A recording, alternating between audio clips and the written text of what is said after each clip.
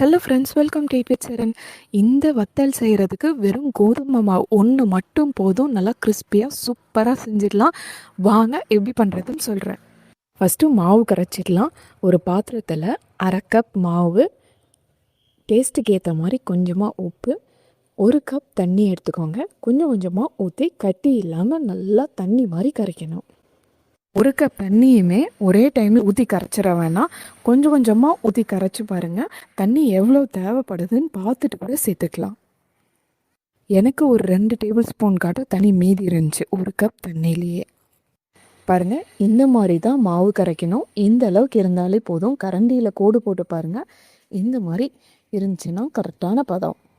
அடுத்தது சின்ன சின்னதாக 2-3 தட்டில் எண்ணெய் தடவி வச்சுக்கோங்க.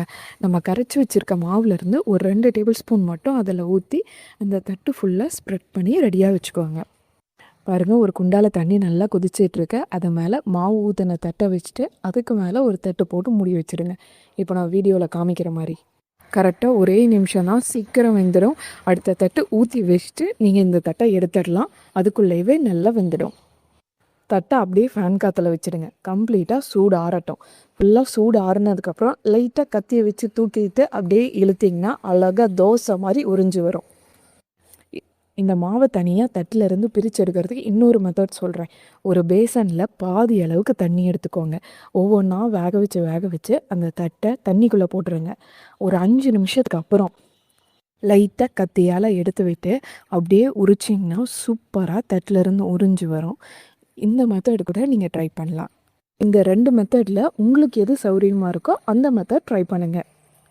உங்கள்கிட்ட பிஸ்கெட் கட்டர் இருந்துச்சுன்னா காய வைக்கிறதுக்கு முன்னாடி உங்களுக்கு விருப்பமான ஷேப்பில் கட் பண்ணிக்கலாம். ஸ்டார் ஷேப்பு இல்லை ஹார்ட்டின்னு இந்த மாதிரி எந்த ஷேப்பில் வேணாலும் கட் பண்ணிக்கலாம். நான் இன்றைக்கி பூ ஷேப்பில் கட் பண்ணியிருக்கேன். இந்த மாதிரி பூ ஷேப்பில் கட் பண்ணதுக்கப்புறம் மீதி இருக்கிறதையும் ஒரு தட்டில் போட்டு காய வச்சுக்கலாம். பாருங்கள், கரெக்டாக ஒரே நாள் தான் எல்லாமே நல்லா முறுமுறுப்பாக சூப்பராக காஞ்சிடுச்சு.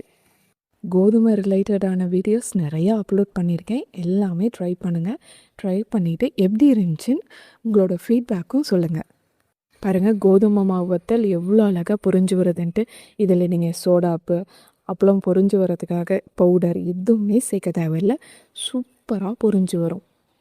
இதே ரெசிபியை மைதா மாவில் கூட நீங்கள் ட்ரை பண்ணலாம். இந்த மாதிரி நிறையா ஸ்டோர் பண்ணி வச்சிட்டோம்னா குழந்தைங்க கேட்கும் போது ஒரு ஸ்நாக்ஸாக கூட கொடுக்கலாம். நீங்களே இந்த கோதுமை வத்தல் ட்ரை பண்ணிவிட்டு எப்படி இருந்துச்சுன்னு கமெண்ட் பண்ணுங்கள். இந்த வீடியோ பிடிச்சிருந்தா லைக் பண்ணிவிட்டு ஷேர் பண்ணுங்கள். சப்ஸ்கிரைப் பண்ணிவிட்டு பெல் ஐக்கானையும் ப்ரெஸ் பண்ணிவிடுங்க. தேங்க்ஸ் ஃபார் வாட்சிங்.